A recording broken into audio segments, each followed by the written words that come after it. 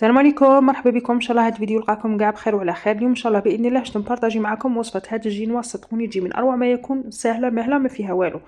كاع اللي ما تنجح لها الجينواز جربي ان شاء الله بهذه الوصفه وباذن الله غادي تنجح لك. نبداو بسم الله على بركه الله.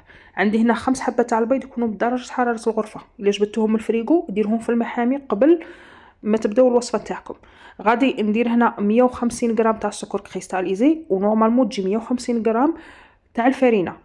كل حبه تاع بيض قابلها 30 غرام سكر و30 غرام فرينه. انا هنايا رومبلاسيت 25 غرام تاع الفرينه بالكاكاو لانه غادي نديرها ذوق شوكولا، يعني في المجموع تاع الكاكاو زائد الفرينه يولي 150 غرام.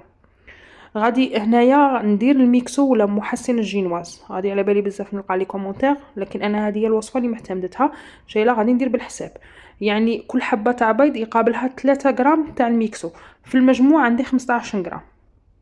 نجي هنايا نبدا نخلط، ندير كاع المقادير في رحبه ونبدا نخلط. عندي المول هنايا تاع 18 سنتيمتر اللي درت له بابي كويسون من تحت، دهنته مليح. شوفوا القوام تاع الخليط تاعنا كيفاش راه كريمي. وغادي ندير لاجينواز تاعي في المول بهذا الشكل.